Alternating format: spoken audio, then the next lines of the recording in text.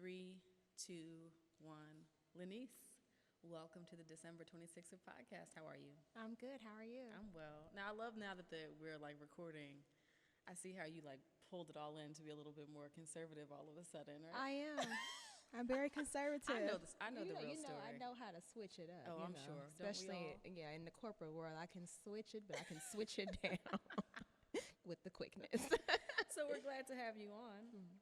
I think this is going to be a turn conversation. I just, based on, you came in high energy. Yeah, I'm a vibe. I'm a whole. I'm a mood. Vibe. A whole mood. A mood, a vibe.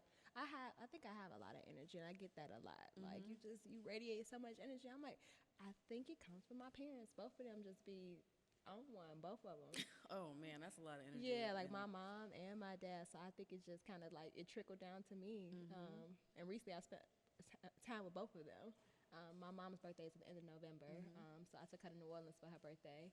And then my dad came the week after for Thanksgiving. And then 4 or 5 people wrote me on Instagram. They're like, we see where your personality come from. Because between the two of them, I can already tell why you are the way that you are. And I was like, yeah, I guess I'm a mix, big energy, Yes, I peeped that immediately. So besides being a whole mood, who is Lenese Calleea? Lenese Calleea is a free spirit, an educator, a mentor, a motivator, a self-love advocate, a chef. Uh-oh, wait a minute. They call me hashtag Chef Lenny. And, I'm a designer. I'm a product developer. And I love to dance. So she's all of those things. Just mixed in one. Okay, Yeah. okay. So there's a lot in there that I definitely want to unpack. But I don't know why free spirit jumped out at me first. But let's start there. And I say that because a lot of folks sort of in our generation might want to be free spirits, but don't necessarily walk in that, right? Because we're on this path to achieve and kind of do things by the book in a lot of ways, and in a sense to guarantee our own success. But what does free spirit mean for you and in your life? Anti-book. Okay. Ain't no book. What book? Where that's at? Don't believe in that. Don't believe in stress. I definitely have a spirit that is, I would say, unbothered by many things, but it is not something that happened overnight. Okay. It's something that took time to build, and just trusting that everything happens for a reason, and the way the universe kind of works, and just honestly keeping a positive attitude and a positive energy at all times, and unbothered. I cannot say that enough. Just being unbothered and living the way I want to. I don't have any rules that I live by. I'm very, very open-minded.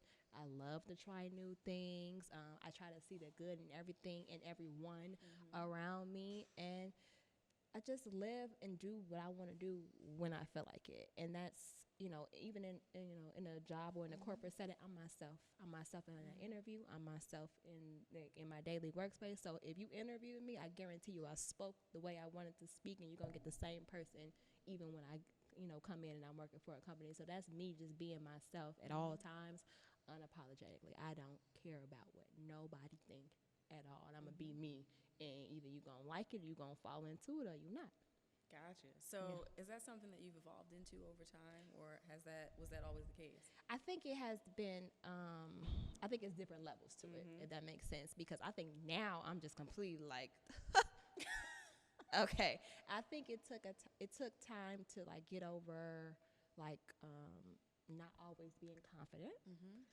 It took time with dealing with hardship or heartbreak and stuff like that, just going through the motions and letting life lead itself. But I would say even back to high school and elementary school, never wanted to get mad or upset, never wanted to start an argument, never wanted to get into a fight or start a fight. I just have never been like that. I've always been a lover. I've never been a fighter. I don't want to fight. I might talk a little shit to you.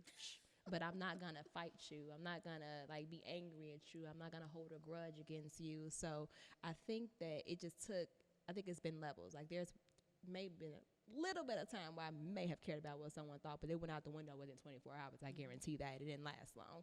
I think definitely within the past year, that ending up to 29 and coming into my 30s, I definitely went through a lot of different changes, and I think that I started reading a lot more. I started getting really in touch with like meditation, and really in touch with like working with like crystals and all of their energies, and it has gotten me to an even like a higher place of like self-awareness for me. So I think within the past year is like tripled. Okay. Yeah. So you're from Chicago. Yes. Tell me what it was like growing up there. What was your family dynamic? I mean, and the problem with Chicago's a great city, by the way. It is. But oftentimes I think it gets a bad rap in the media, Uh-huh. about the things that do go on there. Yeah. So a lot of times I feel like people, the only connection they have to Chicago are like the Bulls, murders, and the fact that Oprah Winfrey's show was there, and not really having a view of like this amazing city that has a lot to offer. So what was your experience like? I mean, I was great. Like I would not say like that I grew up in a bad, like I had a bad childhood or anything. I mean, of course I lived in the hood like anyone until my mama got a little money and she moved up and we ended up moving to the suburbs when I was like in high school. But I think that she just bestilled out, it's just me, and I have one sister. She's a little 4 years older than me.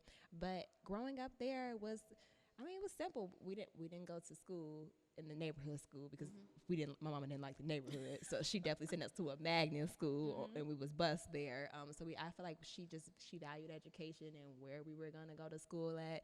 And as far as like being in our neighborhood, me and my sister have never been products of our environment because my mother always taught us that it was something more. Like it's always something else out there. Like you don't have to be here in this space, but you can just like go out and explore. And she's a really open-minded person and a free spirit, so she always like put that battery in our back to be the same way. So I mean, of course, like growing up, I went to camp every summer. Not to go away camp, but like the day camps, and I would just go there. I would swim in the pool, and we would have activities. We would go on trips and stuff. And once I got to high school, of course, I got like a neighborhood job. I was a babysitter, and once I got like a worker's permit, I worked at like McDonald's and Fuddruckers, like a hamburger spot. Oh, Fuddruckers. Yeah, I've only been there like twice in my life, but I've heard of it. And actually, those were my second two jobs. My first job was in retail, so I worked at Rave Girl. That was actually my first job. Taking it back now, Rave Girl. But I would say my upbringing was cool. We moved from Chicago to Calumet City when I got to high school. My mom met a Jamaican cat. Oh boy. She met a Jamaican. Well, she known him for years. They had been friends, but they developed a relationship and they got married, and we moved to the suburbs. And I went to a suburban high school. Now that first high school, awful. When I tell you awful, that is, if I have not met so many people that were like a product of their environment, and it would have been so easy to fall into it. I just feel like I got out. And it's crazy because it's not Chicago. It's maybe 20 minutes outside of Chicago, but it was real rough. And I just feel like a lot of people from Chicago kind of moved to that suburb because it's the closest to the city. And when I tell you, these people was fighting all the time. It was always something going on. I actually ended up having to transfer because I got into multiple fights. And like I said, I'm a lover, not a fighter. But I ain't no punk neither. Right. So I ended up getting from Chicago. I know you're not I got into so many fights that I did not start. And I felt myself like drowning. And I want to say it was like my junior year because of all the fights, grades started slipping. Wasn't focused. I got kicked off the dance team and the cheerleading team, which is my loves, because I love to dance, because of all the fighting. And I went home and I begged my mama. I was like, Mama, please get me out of here. Like, I don't want to be here no more. I'm not succeeding here no more. Like, let me go somewhere else. Like, I will go anywhere. I do not care, but just I don't want to be here. Like, I'm not succeeding here. And she told me I was running away from my problems. And I'm like, no, they the problem. I ain't the problem. Like, they are. And then took my sister to jump in and give a little convincing, and she let me go. Used one of my aunt's addresses, and I got a chance to go to another school, which was like literally one town over, and it was called Thornwood, and that's where I ended up graduating from. And when I tell you the dynamic of a school only being maybe 20 minutes apart, so different. They had a whole student parking lot, meaning all the kids already had cars. Wow. I had to keep up with the kids, so I got me a car. I started working at McDonald's. I started saving up my checks, and I bought me a car. I'm like, I'm about to be right here with these rich kids. They wasn't even like rich. They were just like more well off, but they just had some sense that everybody there just had like some purpose to them. And I'm so glad that I begged my mother to do that, because I could have sat in that mess, like all that fighting, and it was just too much for me. And I'm like, they only fight me because I'm cute and they ugly. Like, that's really the only thing I could think of. Like, I'm just like, but I didn't do nothing to y'all. Y'all just ugly. Like, y'all ain't got nothing to lose if your face gets scratched. I'm gonna lose something if this is my best asset. Like, but I couldn't think of nothing else. I'm like, why do they hate me so much? But I came to the conclusion. You are definitely a whole mood, but go ahead. Yeah. That's what I came to the conclusion. I'm like, they're ugly. So that's all I got. That's really all I got, because I couldn't even tell you why these girls hated my guts. Like, but I said that was like the only like rough part for me, was like high school began in the drag. Freshman year was terrible. Sophomore year was just as bad. So glad I got a good block, because I'd be sliced all up and through here from a fight that I got into. Wow. I got jumped, and they got my coat instead. So they sliced my coat up. They didn't slice my face. So they had box cutters. They had box cutters. And I'm telling you, I don't know why these girls hated me so much. But I got a good block, and nobody was able to get to my face. But just like that, freshman, sophomore year, junior year, high school was rough for me. And when I transferred, I just turned over a whole new leaf. I was happy. They actually had like a fashion class, which is what I was interested in. My first school didn't have that. Like, so I was just happy. And then like most of the advisors were black. A lot of the teachers were black. And I just felt like I identified with the second high school a lot more. And I made a lot of friends there. And to this day, any friends that I have from high school comes from that second high school.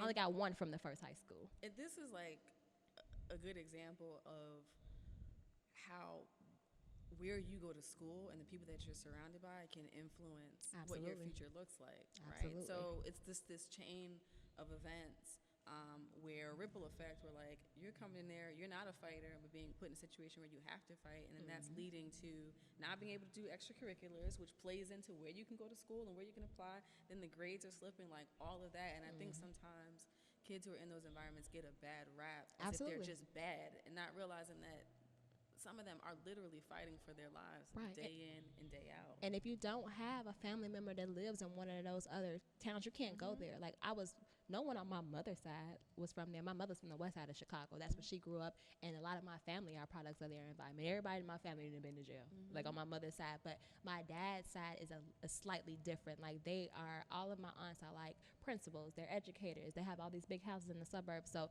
we actually asked someone on my dad's side to get could we use their address? Could I transfer to, a nice neighborhood? But there was absolutely no one on my mother's side of the family that could have helped us with that at all.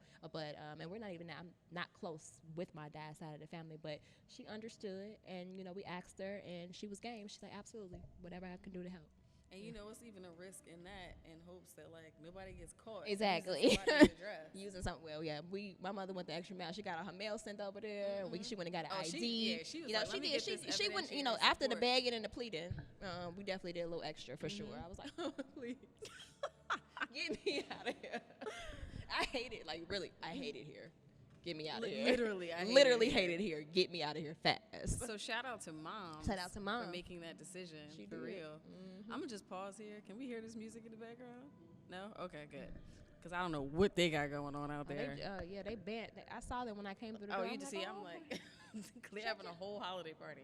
Does that sound better for you? Okay. Okay. Where were we? Oh, shout out to Mom. All right. Shout out to Mama. Okay. Kelly G. Kelly G. So when you got out of high school, what was the plan then? Okay, so I was stuck on getting to the dorms and getting away from Mom. See, I can see you really ready to I was having ready. The college experience. So I had two choices. Those grades from the high school before kind of affected like my GPA and stuff, and I'm just not a great test taker, so my ACT score wasn't high, so it was only so many colleges I could apply to. So I had NIU on my list because they had a program called the Chance program, where they would take someone with a lower GPA or a lower ACT score, and you would be able to get in.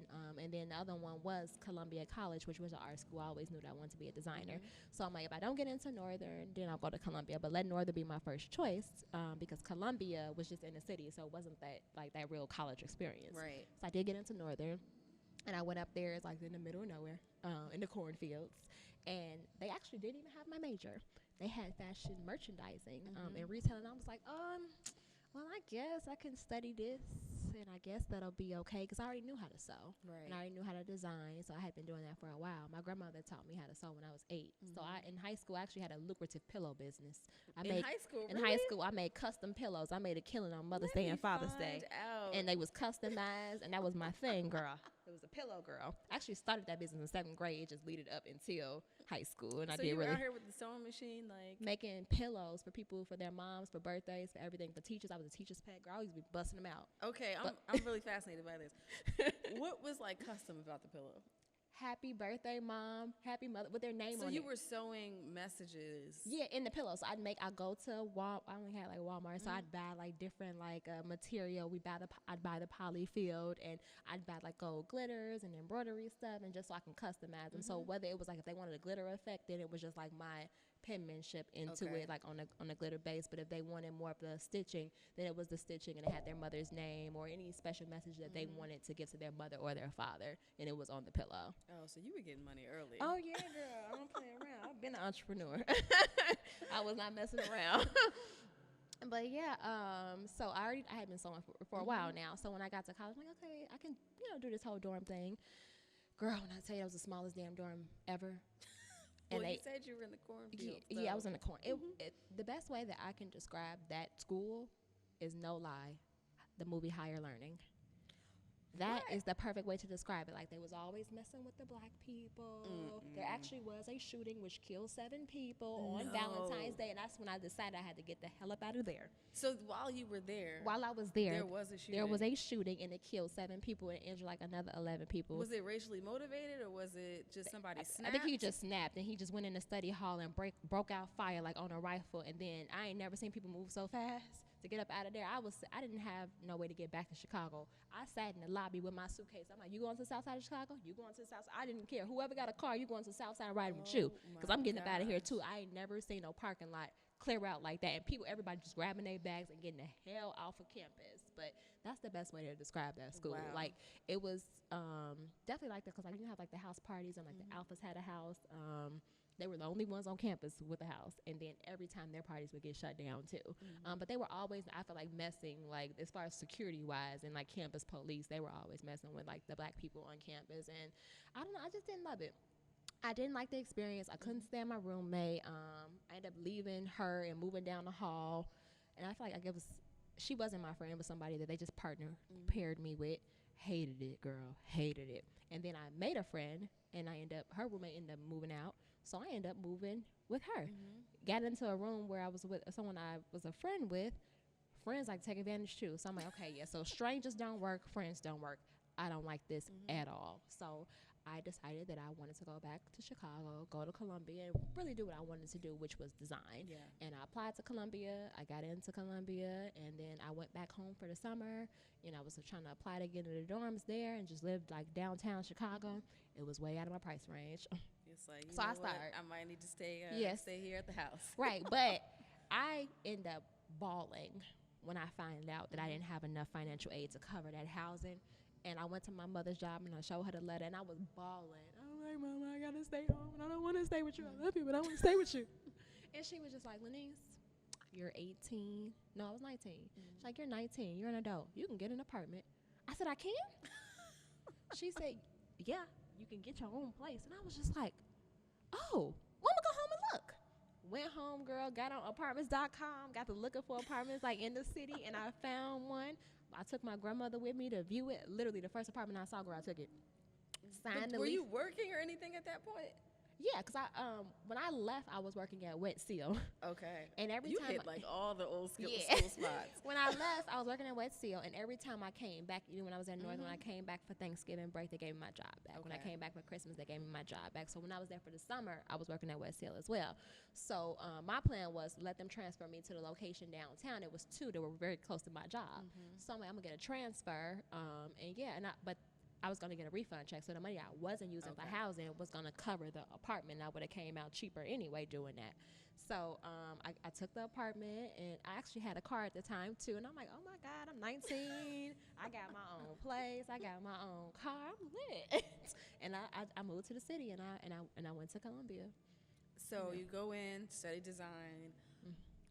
That experience, I presume, was much better than the first one. No. It was better as far as me learning some of the tools that I needed, but it wasn't like, okay, so I was the only black girl in all my classes. Okay. They didn't always take us, not us. They didn't always take, I'm gonna say us because it was a black girl. It was I would meet a black girl here and there in the hallway and stuff like that, and we would have some of the same experiences as far as like the teachers not taking us serious or like being very hard on us when it comes to some of the critiques and the things that we were designing.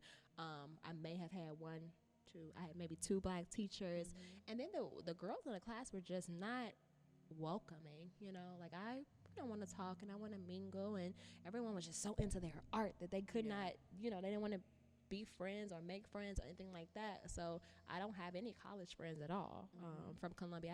I have one is a black girl, but only one friend, like, and I went there for 4 years. I got my BFA there. Wow. So, and I have one college friend, but yeah, they weren't nice. And I think I talked about this on a recent interview that I did about when your college experience is untraditional in that way, in that, people come out of school, I talk to other folks, and they're like, my closest friends are people I went to college with. We basically came into adulthood together. Now, they were in my wedding, they're godparents to my children and all this other stuff, and that's their professional network as well that they can lean on. I had a similar thing where I just didn't connect with people in that way on a more on a surface level, but not in those deeply rooted friendships. But one thing I love about New York is I feel like you can build it absolutely later in a metropolitan city if you tap in the right way. Especially black folks, it's like 1 degree of separation between all of us here in New York. So it's like almost you get a do-over to really build that close-knit village that you may not have had in college. But anyway, so you come out of Columbia. What's the vision for your career at that point? When I came out of Columbia, I had just got promoted. I was working at Banana Republic at this time. I just got promoted. I had got my first managerial position. My goal was to just be a retail manager and to continue to run my business. So during the whole time I was in college, I made custom apparel. Okay. So I was making prom dresses, birthday dresses, special occasion, like whatever people wanted. So that, and just like, building like my resume on the managerial side. What I wanted to do was eventually work in corporate Banana, where I would want to design or like work on like their corporate team. That was my main goal. So I'm like, let me just keep working my way up and I can get there. But, once, working with the management team there, I find out that wasn't possible because they only take Parsons grads, or they only take FIT grads, and I went to Columbia, so that's not really something that they do. Like, and this is what I was told by upper management. I was like, oh, okay, all right. So I'm just gonna be a manager. I didn't like the way they managed. I didn't like the process, so I ended up quitting. But I found another job before I quit. I became a manager at a local boutique that had about 17 locations. Okay. So I went to the boutique, and there it was a lot more freedom. It wasn't as strict as Banana Republic. I could wear what I want, and I could really run my store the way I want to. And I was there working for the company for 4 months before they gave me my own store. They opened a store in Hyde Park, which is where the neighborhood that I'm from. Wow. So they opened up a store, and this is their first store in a black neighborhood, a predominantly black neighborhood. And they have, like I said, they have 17 other stores, and they opened up a store in a black neighborhood. I'm like, oh, this store gonna be lit. Like, I was just like, and they gave it to me. And I had to, of course, hire my own team and train my own team and merchandise my store. They wouldn't even give me any merchandise. I took a day where I literally went to 17 stores in my car and kept asking them stuff that they didn't sell and was packing it up in boxes, and sticking it in my car. Okay, wait. So how do they decide to open a store in a black neighborhood, but then put no support behind it? They didn't give us no support. I had one register, and I opened up on Black Friday. And so many black people were so happy to have a retail store in the neighborhood. There ain't no retail stores. There's food, there's liquor stores. Ain't no clothing stores in the neighborhood. I don't think that they thought it was going to do as well as the rest of the stores because of where it was. And they wasn't familiar with the neighborhood. They wasn't familiar with any of it. So for me, I knew it was going to be it because I'm like, I know so many people that shop at Akira, but they go all the way to downtown location. They got to go to the suburb location. But you got one right here in the heart of the city on the south side of Chicago. It's gonna be lit. And in my mind, I knew it. And I was just like, oh, this is everything. We come open Black Friday, girl. We busted our numbers through the door. With one register. And merchandising that you had to cull from. Exactly, girl. And when I tell you that line was wrapped around, I had somebody walking down. I had a cashier and I had a stylist. We didn't have salespeople. We had stylists. So they actually put looks together. Everyone I hired was...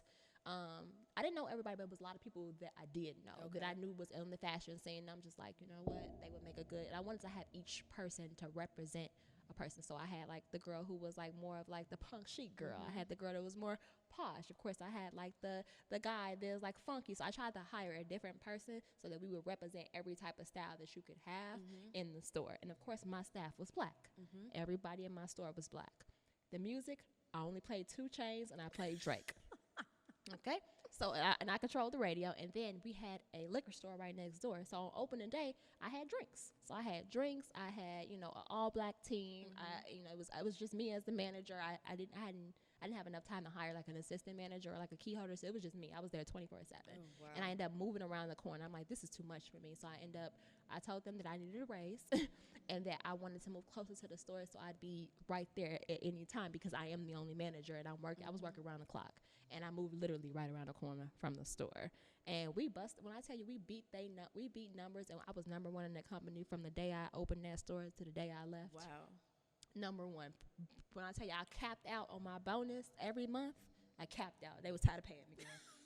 They was tired of giving me all their money. Which is just so crazy, though, is you literally had to make something out of nothing. Absolutely. So you give all these resources to these other places that are doing okay, and they were like, eh. I mean, I don't know, because the owner, he came in the day that before we were going to open, he was like, I'm scared as shit. I don't know. I just don't know about this. I'm like, we're going to do fine. Like, you don't understand. But of course they don't understand. The owners were Asian. Oh, they have no idea. And they don't know how we like to stunt. Exactly. With fashion, and then the people that work for them were all white. And I'm just like, we are in Hyde Park.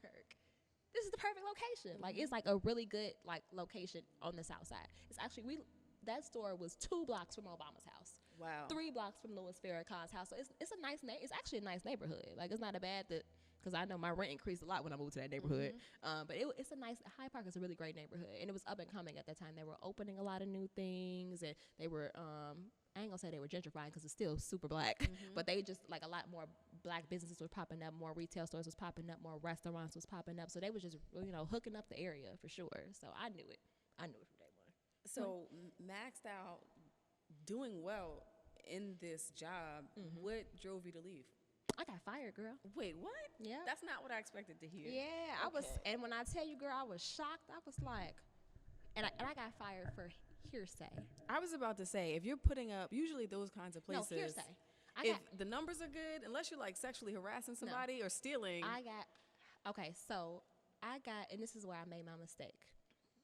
I let my employees become my friends. Oh boy, okay. And if I was to put somebody back in their place, they had an issue with it because I let that relationship be too friendly, like they would come to my house. We would hang out together, and I feel like they kind of didn't respect me as a manager, but felt like I was their friend. But no, when I make the schedule, this is what the schedule is. When I tell you to do something, this is what you need to do. And I know I had pissed off somebody, and she went and wrote a whole letter about me. And it was very, very mean. And I never read the letter, but, some of the other people told me, like, bits and pieces and stuff like that. Accused me of stealing, too. Said I was stealing stuff and said that I was leaving to go get, like, my nails and stuff done on my break. I'm like, first of all, I'm here for 12 hours. What I choose to do on my break is what I choose to do. But the way it was done was so... just like, it was a shocker for me. And I was just like, wow. And man, like I said, my entire staff was black. So this is another black woman going to tell Asian and white people, oh, well, Lenese this and Lenese is that, which is very interesting. It was very interesting to me. I'm like, wow, down the line, I feel like she tried to slightly apologize. But I was like, nah, sis, you was in your feelings and you were mad. And it is what it is. Right. But I was very shocked. And I knew that they weren't being completely honest with me because they made me do something very bad, too. I finally did get an assistant manager to help me. Maybe 3 or 4 months before that, like around the holiday season, like December maybe. And me and her got really close. She's still my girl to this day. And they made me fire her because they said that they had some hearsay about her from another business, a local business, that said that she was stealing something. And I'm like, she's not stealing anything, and she hasn't stolen anything from us. So I don't get it. They're like, well, what if she does? And I'm just like, but you're going off of what somebody came into another location and told someone something they told the owners, and then they told me, I said, I'm not firing her. If you want to fire her, you can go and you can fire her, but I'm not going to look her in her face and lie to her, because at this time me and this girl have become friends. And I'm just like, she's my ride or die. Like, when I'm not here, she's here. She's my assistant manager. And the way they did it, they lied to her and told her they was doing cutbacks. You know damn well we ain't doing no cutbacks when I needed an assistant manager. Right. And they did like the last one hired, first one fired kind of thing, because she was the last one hired. But they lied, and they told me I had to do it. And I'm like, I'm not doing it. I sit in the room if that's a must for me, but I'm like, I'm not going to look her in her face and lie to her. So when it came time for me, and when I got fired, and all the bull they was hitting me with, I'm like, all right, it ain't that deep. Right. Have a nice day. So after that, I worked on just my custom business for a long time. I waited. It was the summertime. I ain't had a summer break since I was 12. I didn't look for a job, in all honesty. I was doing okay with my custom stuff, and I had enough in savings where I didn't really have to look for a job. So I waited until the end of the summer, and then I looked for a job, and I got a job at Halston Heritage, which was like a luxury brand. Yeah. And I worked there for about 6 months, if that, before I had decided I was ready to move to New York. I was just like, I want to go back to school. I want to get my master's. I want to get back on the business side. And I was looking for a program in Chicago, and I couldn't find one. So I'm like, let me look around. I had an employee who had just moved from New York to Chicago, and she was like, you're going to take me later. And she pulls up this program from LIM College, and she's like, this sounds like what you're looking for. You need to go to New York. And I was just like, I had thought about it a little while ago. I just never went. And she was just like, well, you should go down. I looked at it. I applied. I got accepted. And I'm like, all right, I'm out here. I'm going to New York. So came to New York to go to school. What year was this? I came here in January of 2014. I came here 2 days after my 25th birthday, and I started my master's program. But also, kudos to you for having savings at 24 or what have you to be. 'Cause that age, it's like most people are just turning up with checks, paying bills, and that's it. I was like, I was good. And then I had my side hustle. Like I've been making dresses and making clothes all this time. So like my payroll checks pay my bills for me or whatever. And I moved around the corner from the store, so I didn't have a car. I didn't have any car expenses. All I had was my rent and like my utilities. And I got a discount on clothes at the store, so which is crazy why they thought I was stealing, because I was just like, this shit cheap. And even cheaper with my discount. Like, I gotta steal some clothes for it. Y'all must, and I make clothes. Y'all must be crazy. I just thought it was so stupid. I was just like, right, sure. So you come to New York, start your program at LIM, and then how long was that? It was a year. A year. And then that time Straight you through. were still doing other stuff. I got a job at a place called Danny, New York, and I was a alterations and tailoring manager and a sales specialist. Okay. So actually, that's how I learned the city, because I would go out to different retailers, and we would do like they always outsource their alterations and tailoring. So I had like an account at Gucci. I had an account at like Lanvin and like Brunello Cucinelli, where I would go to their store, do the fittings for like their higher profile clients, and we would do their alterations that we would deliver it to their homes or whatever. And then we had our own like high profile clients. We used to do alterations and go to like Mariah Carey's house. Wow. And we did alterations, and we went to like Robert De Niro's house. So we did that, and that's where I worked at while I was getting my master's. I worked there during the day, and I went to class at night. Yeah, so you weren't doing like grandma's alterations, in the kitchen. Oh no, I was like, girl, you want us to do with him is $100. Yes. It was a high end tailoring. That's high end. It was very real. It was very high end. Dry cleaner. No. We'll shorten these pants for $10. No, honey. You want us to touch it? It's gonna be $100. It's seamless work. You never be able to tell that it was ever altered, and we were fast, and we came on location. We delivered. We picked up. It was like it was a really good business. The owners were a Puerto Rican and a Russian couple that had done 20 years at Giorgio Armani and their tailoring department, and they opened up their own business. So did you go in, when you go into an environment like that, are you like, I need to up my game, or did you feel like, I'm ready, I have the skills to do this at this level? Well, I wasn't sewing.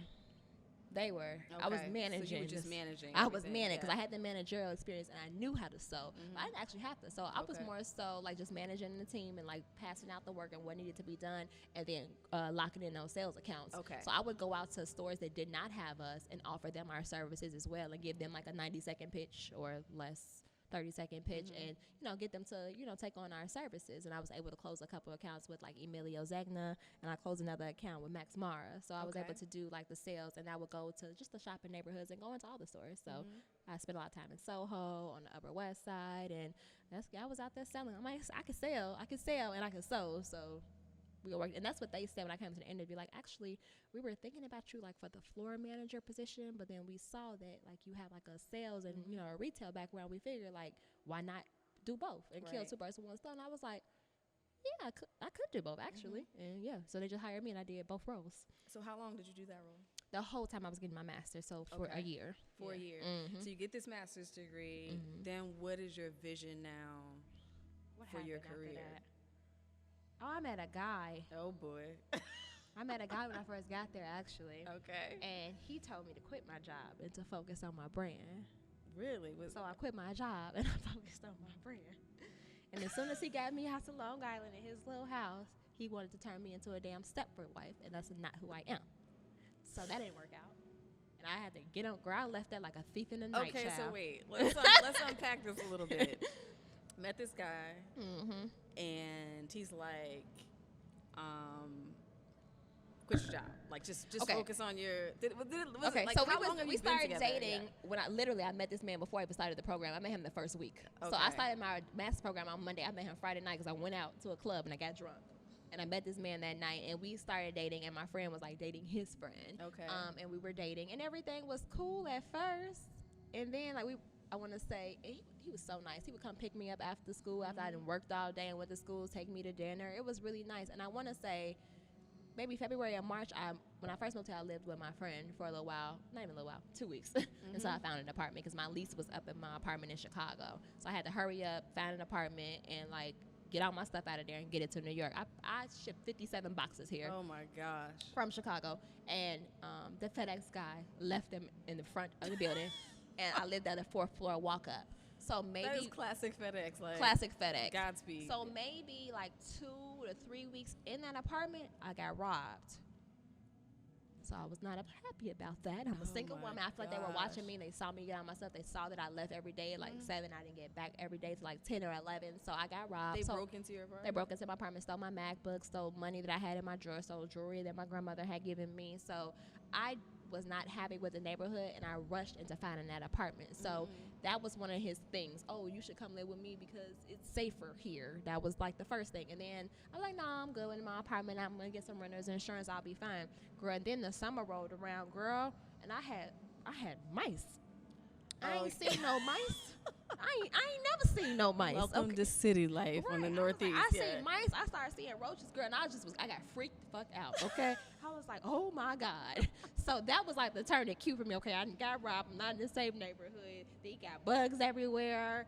So I finally gave in and told him I would come move in with him, and then I would leave my job, and I did. And yeah, that just did not work. You had like the trifecta. You had thieving, rodents, and roaches. That is like, you gotta find something. I had else. to get him out of there, And then before I said yes, he brought me out to the house, and it was in Long Island. It was deep in Long Island. I'm like, this is so far. He's like, you'll be able to use the car when you want to. The train is not that far away, so you'll be fine. I'm like, okay. And it was brand new. No one had ever lived in the house. It was a brand new townhouse. I'm like, this is so nice compared to where I live. Yeah. I was enticed. And then he told me I had to worry about the rent. Man, you feel like sold. Sir, I've been paying rent since I was 19. You know what? I'm going to take you up on this offer. And I moved in. Stupidest thing I could have did. Dumb. It was dumb. But at the time, it sounded, I was in survival mode. Yeah. Because, it was tight. Like, even with the job that I had in the school, it was real tight. So I was paying the bills, but, ooh, honey, New York was just like a different beast financially than what I was used to. So just hearing that itself, I'm just like, oh, my God, like, if I could focus on my brand and like he really sounded like he believed in me, and if I didn't have to worry about rent, I could do like great things. So I took the bait. And at first it was good, but then I feel like he would like try to like mentally like abuse me, and I wasn't gonna deal with that at all. If I just rewind back the 4 years I was at Columbia, I was in a domestic violence situation. The whole time I was getting my bachelor's degree. And, you know, I was in and out of court. I was in and out of, like, not being able to go to 10 classes because I'm not finna show nobody how I look or what I'm going through, and I'm just not going to do it. So once that situation finally was over, I promised myself I'm not never going to let nobody mistreat me or hurt me. So he didn't never put his hands on me, but the way he would talk to me and, like, belittle me, I'm just like, this nigga done lost his mind. Ooh, I shouldn't have said that. But I was very upset, and I was just like, you know what? I don't have to be here just because he paying the rent. Let me go get a job. And it's nothing for me to get a job. I have a degree. I have a really good background in management. Like, it's not going to be hard for me to get a job. I got a job. Took me 2 checks, girl. 2 checks. I had my deposit, and I had my first month in my deposit. I found me an apartment in Harlem, and he went to Miami for Carnival. Soon as he left, girl, I packed up that whole house in one night. Left him 1 spoon, 1 fork, 1 knife, 1 plate. He only needed one of everything. Took everything. So you took all the furniture? I took everything. And everything. I took everything that I paid for. Okay, I'm with you there. I took everything that I paid for, and when I first moved there, he didn't have anything. So everything that was in there, I bought it. Okay. Gotcha. The only thing that his mama bought as a George Foreman was technically was a couple gift. I didn't take that, but I was tempted. That and the Ninja, but I didn't take. I'm like, you know what? Don't be petty. His mother bought those 2 items. Just leave them there. But yeah, but I didn't know no one here, so I packed up that whole U-Haul by myself, and it was filled from top to the back. And then I drove it to Harlem, and I unpacked it by myself. It took me 6 or 7 hours. I was me and that dolly pulling it up. It was September, October. There was a lot of people outside. Nobody offered to help me. Not that I expected anyone to. Were you moving furniture? I was moving furniture by myself. In Harlem, the streets are so doggone narrow, I couldn't get a spot for the U-Haul right in the front without blocking up traffic, so I had to park the U-Haul down the street.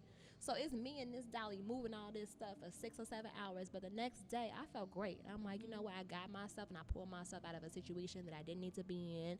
I wasn't designing anymore because I'm like, I got to focus on getting this money real quick so I can get up out of here, and then I can get back to myself once I'm at peace, you know? And I got up out of that, and next thing you know, I was working at a good job, and I was still I started back taking clients, and I was fine.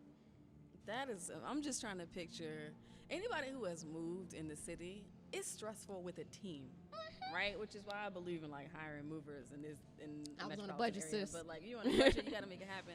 I just could not imagine trying to move and keep my stuff safe. That's like I had to up keep the locking block. it Yes. and coming. No, girl, when I tell you, it was just like I had to lock it, then I got to come back, then I got to lock it. It was a struggle. Oh, the my moving the gosh. stuff into the U-Haul was easy because it was a townhouse, and the door, I would literally park the U-Haul right next to the door. But moving on and I was only on the 2nd floor in Harlem, but I had to get it up the stairs or hog the elevator and put as much stuff in the elevator as I could. Girl, it was a struggle. Oh, I never want to do that again. But I did it. So you just ghosted, rightfully. Girl, didn't say a word. And I even packed all the printer paper. I couldn't even write him a note. So I found like the Con Ed bill, and I wrote what I had to say. Like, you've known for a long time that this ain't been working out. Hope you have a nice. And it was his birthday. Happy birthday. You packed hope the you have printer paper? I packed, and it was all the way in the back of the U-Haul. So I'm like, I'm not going to tumble all over all this stuff trying to get this man some paper. So I found a bill that had a little bit of space on it, and I wrote it like in the corner, and I left it on the table. I didn't take the table. I couldn't fit it. I packed that U-Haul was packed. I couldn't take the little cocktail table, so he kept that. He kept the cocktail table and his one little set of dishes, and you know. That's all he needed. That's all he needed. Nothing else. So what does your career look like today? Such a blessing.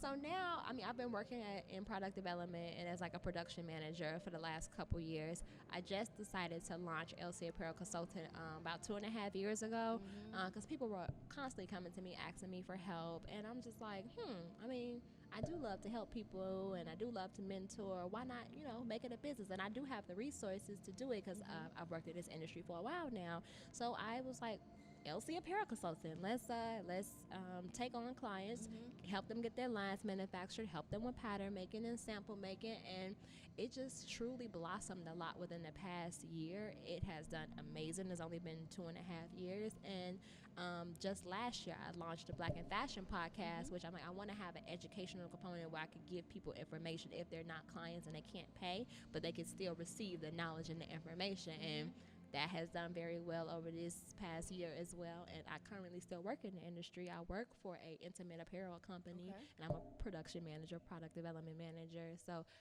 my process is very similar to the way that I work with my clients, but we do a lot of our manufacturing overseas. All my clients are, smaller designers, emerging, aspiring designers. So we do everything here in New York, just a different scale. Because what I do product for like Ross and Burlington, Macy's, Amazon, stuff like that. But the LC Apparel Consultant has definitely social media. I don't have a website. I only have my social media page, and I just separated them. The BlackNFashion Podcast, LC Apparel Consultant, Lenese Calleea, they all were in one Instagram at one point. And I'm like, you know what? Maybe if I separate them out, I'll attract the podcast audience here. I'll attract the designers here, and I just have like my personal page. And once I did that, business really took off. Really? Yeah, and that was the key, just separating it and making each platform like focus on exactly what it was and what we were offering. And that has done well. And they make me cry all the time. My clients are like, you're my fashion fairy godmother, and you just give so much knowledge, and you're helping everyone. It's just so genuine. They really, really love the experience, and that's what I feel like I've built my business around, is really the educational component. I've heard horror stories about people trying to start clothing lines and hiring people to help them, and those people either taking their money and not having a product to show for it, or they not understanding their process and what's important. And for me, the educational component of it is the most important, because eventually, yes, you're working with me now, but at some point you need to be able to hire in-house people to train them to do this, or even do this yourself. Right. So you need to know how to do it. You're not going to be able to pay me all this, and I'm not going to be able to do it. So the whole point is to get them to understand the entire process, and that everything is possible, because you'll get told no a lot, especially in design. Right. Or you can't do this, you can't just do one piece, or you're doing too many, or you got to produce in China. No, you don't. So I make sure I let people know that all things are possible. And that's like the core of my business. Like, if you dream it, I can make it happen. If you envision it, I can make it happen. So how many different aspects are you actually consulting on? Because it sounds like there's a logistical piece, there's production, it could be design. Everything. Okay. So that's why it's LC Apparel Consulting.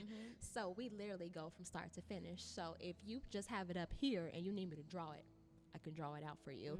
If you can already sew, but you need help, I can help you. So LC Apparel Consultant has just education, and then we have the sector of people who don't want to really know anything. They just want me to do the work for them. So for pattern making, when someone books a consultation with me, and I kind of figure out what their goals are, I can push them in the right direction, and also what their budget is. If you want me to do it for you, I can, but this is the price.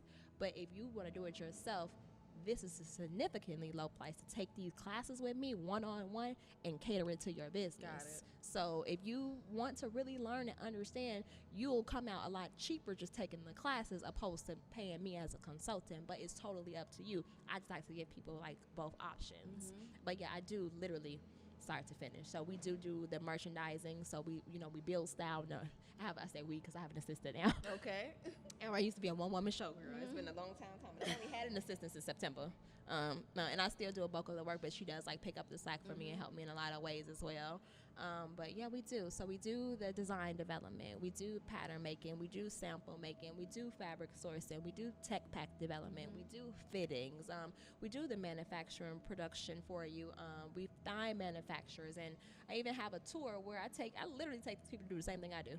Wow. Like literally top to bottom. I created a production manual that has the list of operations and how you do things and how you should be doing something you should be doing simultaneously, as well as like templates to break down the money side of it, because this is an expensive process. Absolutely. So I've created all these different templates when it comes to costing out the fabrics, costing out the trims, breaking the cost down so you understand where your price point and your price strategy needs to be and what you're spending on the actual goods. So all these templates are in there. I take you to meet every single person I work with. The tour is about 3 hours, and we meet everybody. I introduce them, give introductions, because everyone I work with, they have no order minimums. They will, they love working with emerging and new designers because it's right in the core of the garment district. Sure. It's not being made in China. So if I keep bringing in new designers, it keeps them in business, because new designers are doing smaller quantities. New designers are gonna produce in the USA, and it keeps these small businesses in business by having all these new and upcoming designers. So they're all very friendly, and they're willing to work with anyone. And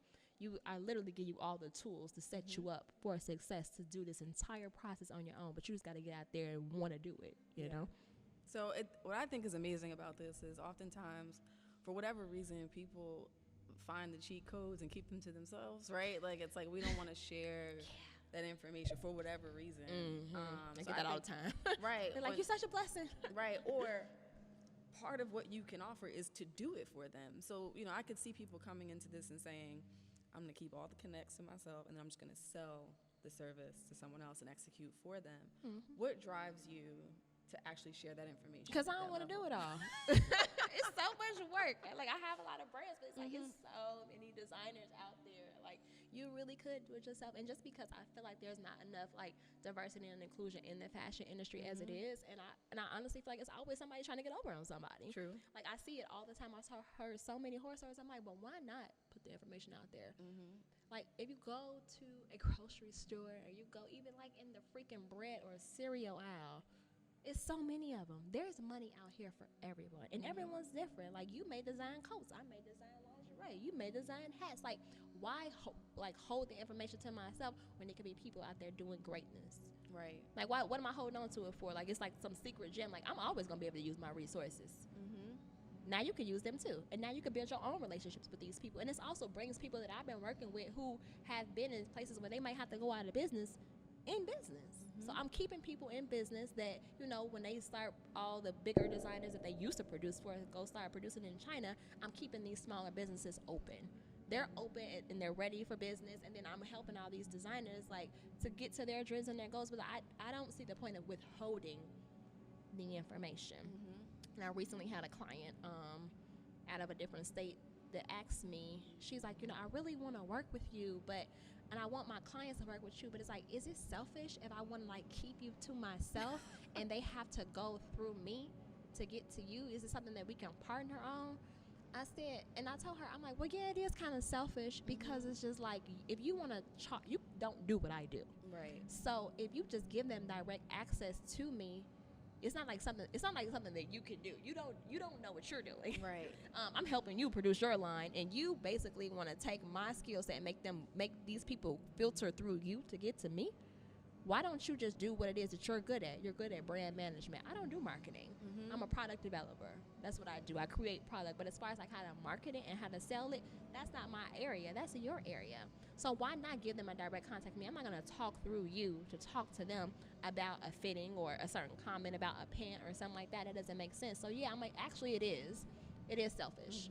And she's another black woman. It is selfish. And I think that in order for me and you to work together, I'm going to need direct access to the client. Now, whatever you want to charge them on top of being their brand manager, that's fine. You do that with them. But they're going to need direct access to me. I will not work through you to work with them. No, I will not do that to anybody. Sorry. So if you want to work with me, you can work with me. But as far as, like, us sounding some type of clause or something like that, no, sweetheart, I'm not doing that, okay? My business is separate from your business. You charge them over here what you need, and I'm going to charge what I need. And if they want the educational side of it and they don't want to pay me, I'm going to show them that road too. That Chicago came right out of you, huh? Came right out of me. Like, no. You must be. Why? Because why? Right. And she's like, but it took me so long to establish these connections. I just don't want to give them away. Sis, all you did was DM me on Instagram. How did you establish a connection with me? They could DM me too.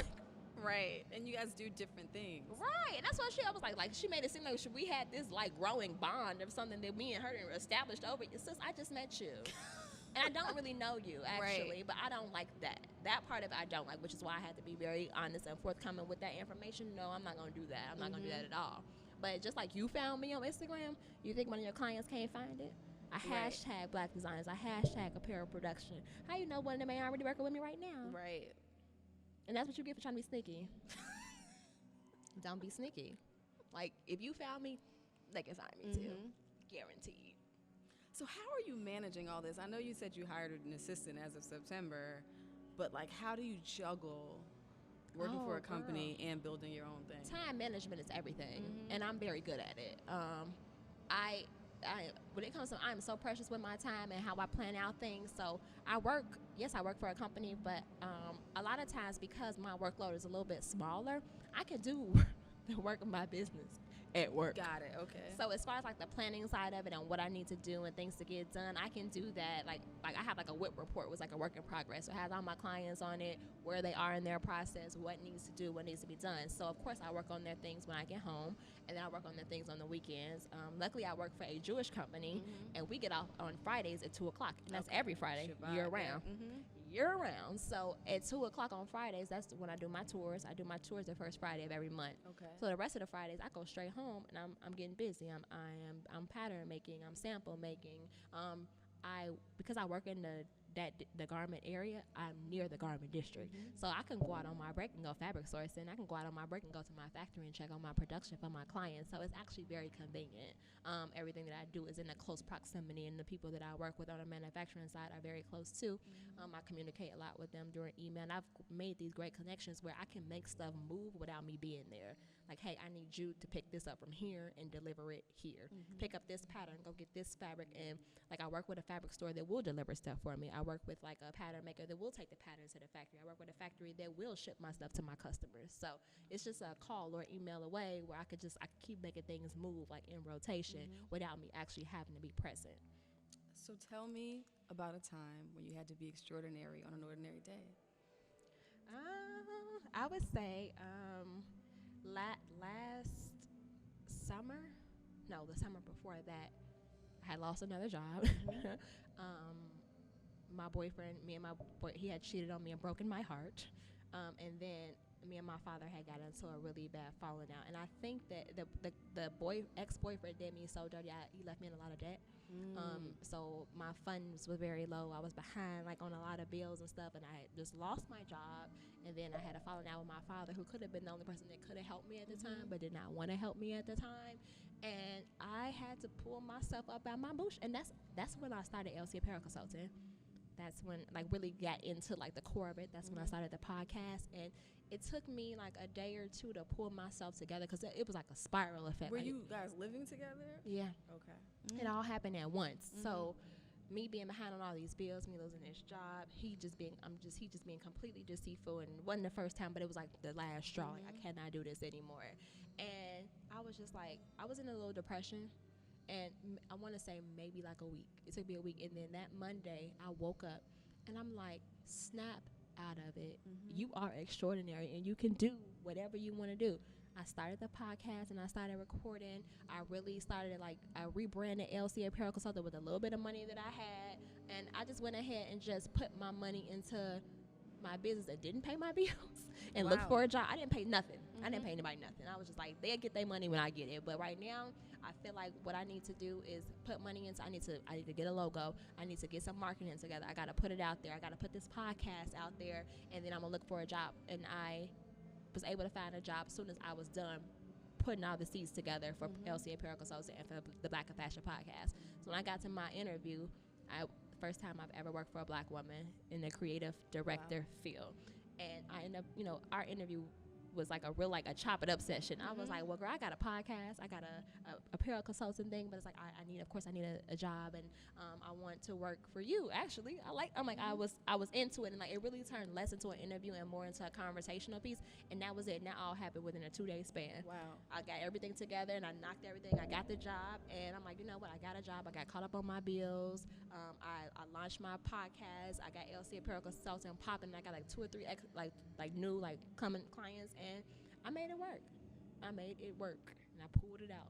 I do feel like we need like a whole separate conversation about the relationship piece. Because you have a story to tell separate and distinct from all this. He tried to sleep with my friend in my bathroom. In my house. What? And I woke up and I caught them. Sure did. The day before his sister was getting married, and I was in her wedding. Oh, yeah. Lord. Yeah. And it was heartbreaking more than anything else. It was like the deceit. Yeah. And this is somebody like my ex, like best friend. Honestly, this is somebody I've been around nonstop. She was at the first high school with me. We transferred at the same time. We was getting in the same fights. We went to NIU together. We went to Columbia together. When I moved here, she moved here right after me. So this is somebody, she was at my sister's wedding, somebody that I consider like my sister. You traveled through life together. From 14 up until, That was 2 years ago up until 28. So 14 years of friendship, you willing to just throw it down the drain for what? And him, I was more mad at her than I was at him, and I should have kept the same energy with both of them. But yeah, that's it. That broke me down, like more than anything. And then losing my job, like that, of course, broke me down. And having to fall down with my father, that broke me down. But I think that hurt more than anything else, for sure. But and it's crazy how things tend to compound that way. But I do believe that, you know, what they say, necessity is the mother of invention. Life, no matter how traumatic, is always nudging you into whatever your purpose is. And sometimes it takes these extreme circumstances for you to come up with the innovation that you need to really blaze your own trail. One of my friends asked me, she's like, you've been doing so much and you've done so much since that breakup. She's like, do you think that he was making you stagnant? Do you think that it was a distraction? I'm like, it absolutely was. I'm so concerned about whether this man is cheating on me or not, or what he's doing when I'm not around, that I wasn't focused on myself. And then I realized the whole time that we lived together, I didn't make nothing. I didn't make a single piece. I didn't design nothing. I didn't draw anything. I didn't get behind that sewing machine. And I didn't realize it until after the fact. And I was like, wow, I was so consumed with another human and what he was doing and not being focused on me and what I needed to do, because I'm just too busy, like, trying to either, you know, look at his phone or like catch him in a lie, or running up behind him trying to like make him love me the way I loved him. And I also, those were bought lessons. I paid all the bills. Wow. He didn't pay nothing. I bought a car for him. I already had a car. I bought another car for him. Yeah, so it's like, and I realized, I'm like, I spent so much money. Every time I went on a vacation, I took him with me because I was afraid to leave him at home, because I think that he would have a woman in my house or cheating with me, because I found stuff in the past. So I became very insecure. Didn't know my worth. I'm like, you going above and beyond for this man, and for what? And then when I realized it, I was like, hell yeah, I was tripping. Yeah. And I wasn't being my true self. I lost myself in that relationship. I lost my inspiration. I lost my motivation. I wasn't designing. I wasn't teaching. I wasn't doing none of the stuff that I love to do. I lost it. And I'll never in my life do that again. Learn from that. Those painful, expensive lessons. Girl, bought lessons. But that's what my mama called them. So, you know, you bought that lesson. Bitch, you won't do that again. I might have to steal that. Bought lesson, for sure. So what does the future look like for you? Expansion. Like, I want to be able to just keep helping designers. I mean, I would say I would like to go like in the expansion where I'm helping everyone, but I mean, my focus really is Black designers. It really is, because I feel like that's where they need help at. And I feel like in our community, I want to create a community where I want to be buying hats from a Black person. I want to buy my underwear from a Black person. I want to buy anything that I need on the apparel side. I want to buy it for a Black designer. And there is so many creatives out here that just need that helping hand. I just want to keep assisting. So I want to be able to get a couple different consultants and train them and for them to do what I do, but they got to be passionate. And I know when someone's passionate, I'm very good at interviewing and like pulling things out of people that I need to know. So training other, additional consultants, growing the podcast, teaching at seminars. I'm teaching at the Black Beauty Expo in Atlanta next August. I'm doing the Fashion Entrepreneur Retreat in LA in March. So just continuing to spread the knowledge out there and just teach. Like, I just want to teach. I want to teach and I want to spread knowledge and just keep diversifying the fashion industry. Awesome. Yeah. And where can people find you online? At LC Apparel Consultant, at BlackNFashion LC _ Apparel Consulting, and then BlackNFashion, one word, Black, the letter N, fashion. My personal is Lenese Calleea. I post mostly BlackNFashion LC Apparel Consultant content. You might see a turn up every now and then on there. Is a turn up happening after this? I've heard. Yeah, you'll probably see that. But yeah, that's where you can find me, and those are my outlet. I really don't do I don't have a website or anything like that. I don't think I need it at this time. When I relaunch my brand, I will have a website. I do outerwear and handbags. Okay. So yeah, I'll have a website then. But right now, it's all about these other designers. I can do my line at any time. So they need me right now, and I feel like I'm fulfilling my purpose and really living in my purpose and really helping other people accomplish their goals. I can do my line at any time, so it's not really my focus right now. Awesome. All right, Miss Whole Mood. This was very good, but it's also great to converse with the podcast host because they know how to make it flow. So that's helpful. That's helpful. So I thoroughly enjoyed this. Thank you. To our listeners, LC Apparel Consulting. Lenese Calleea. Remember that name. I know a legend in the making when I see one. So a lot more to be done, I'm sure. Follow her, support what she's doing. We say it all the time. We have to support our own. Absolutely. We all we got. As always, remember to like, share, and subscribe to this podcast. And never forget to be extraordinary on an ordinary day. Take care.